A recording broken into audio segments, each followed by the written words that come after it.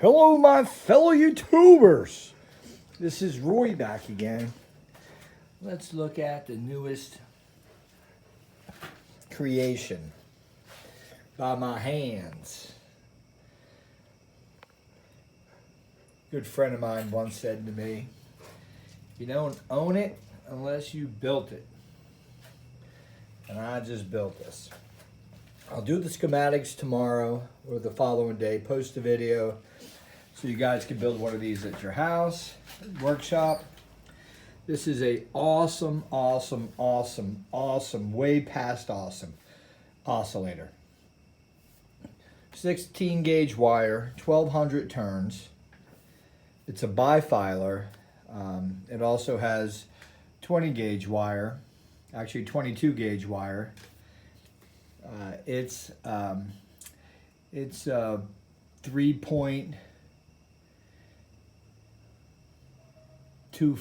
ohms, if I remember correctly, 3.5 ohms, something like that. And we're using that as a pickup. That would be this empty leg right here, and this empty leg over here. And these are the two primary coming in. You got 12 volt battery coming in. I got to disconnect it right now. We'll come in, feed one leg, we come out the other leg, come around, go to one part of my vibrator gap here that I built. Looking all good. I used that right there is a laminated core, a bunch of little welding rods together.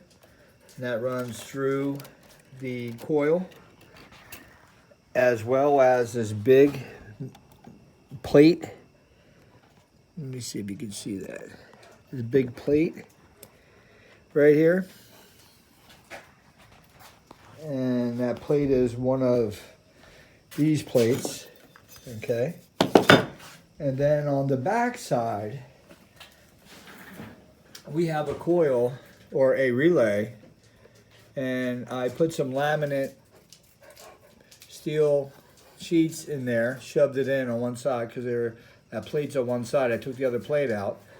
One side over there is coming out, and it is laminated over there to my beautiful spark gap. And this over here is the relay, which is just working off the magnetic part of this.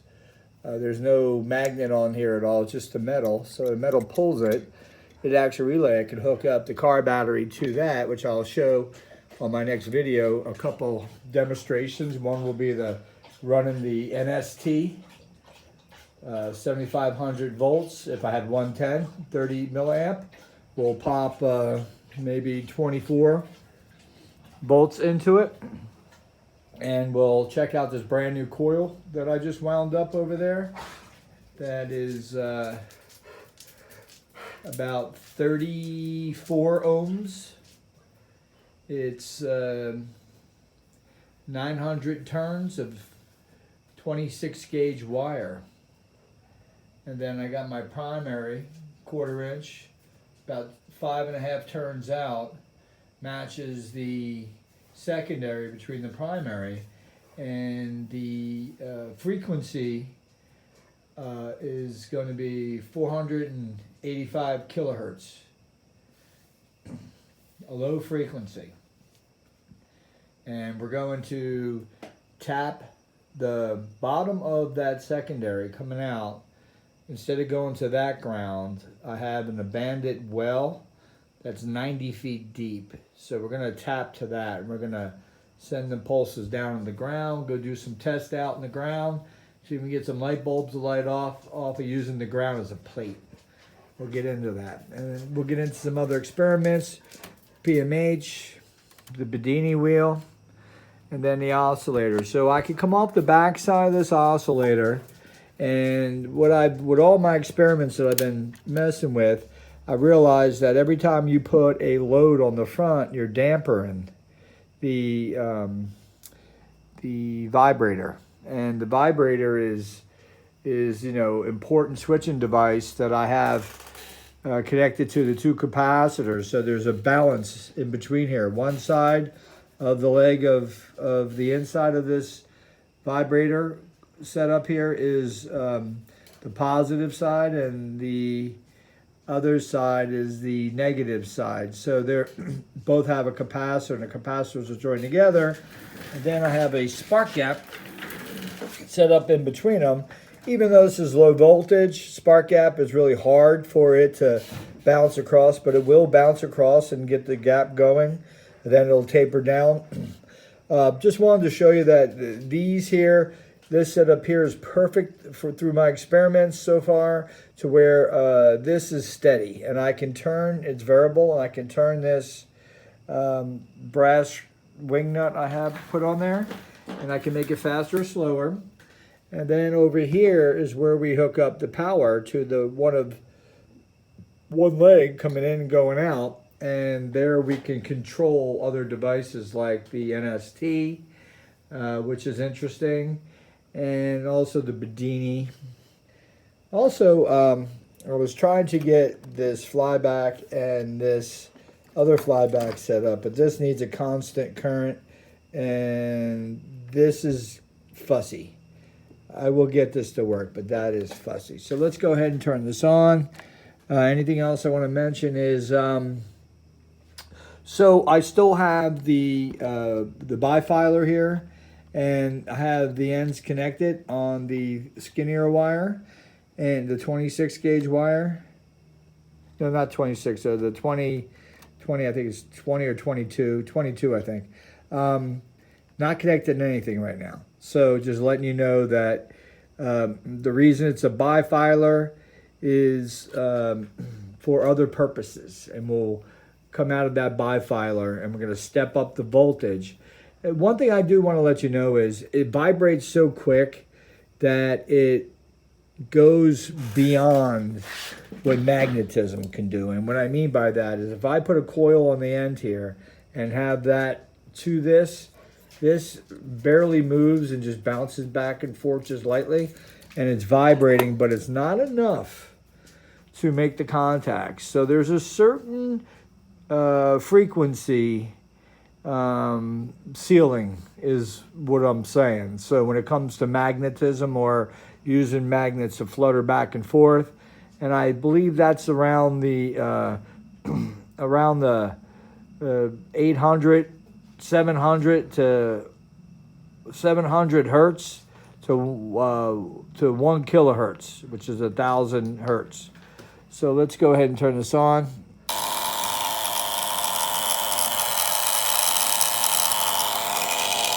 You can hear that vibrating. That's this right here.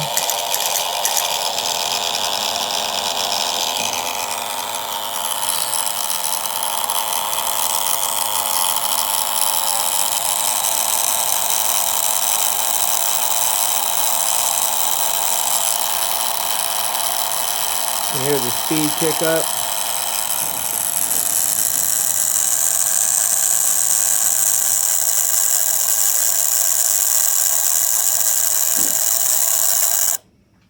Let's see if we can get this spark gap to lit up. Voltage is still low. It'll snap across though.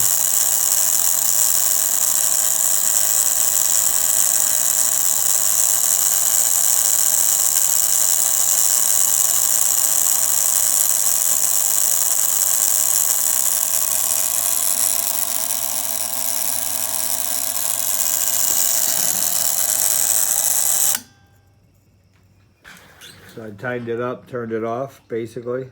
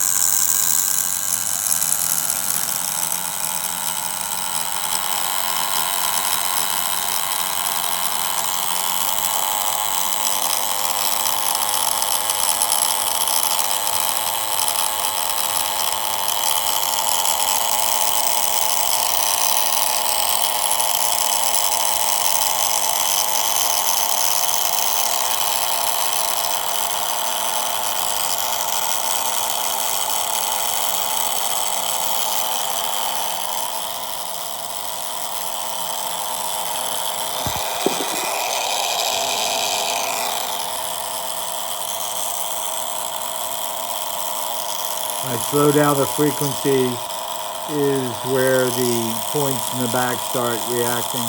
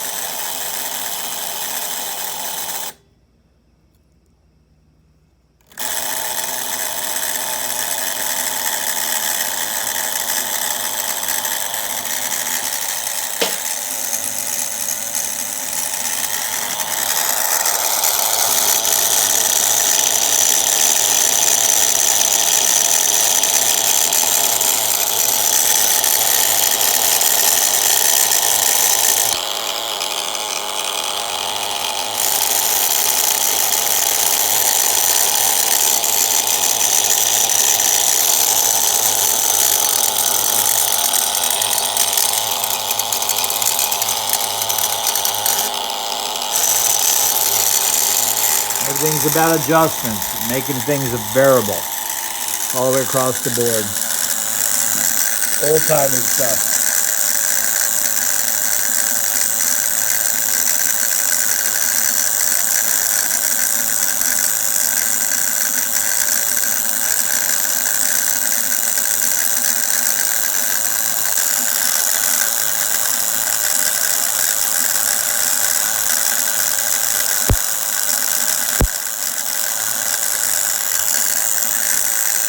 And we'll get shocked once it gets going.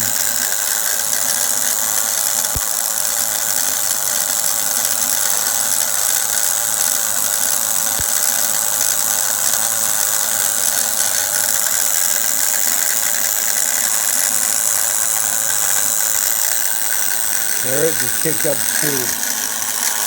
Now they're both in tune, we're just using one.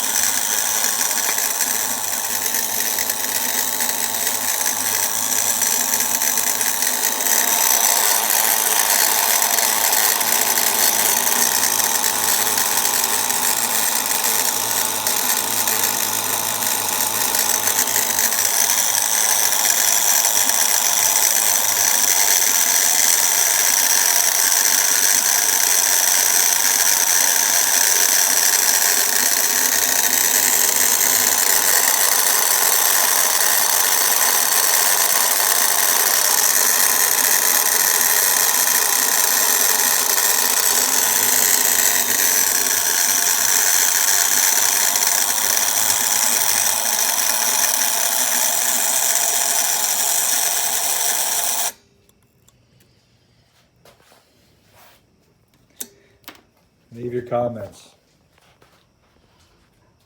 I'll put a schematic out tomorrow. Thank you.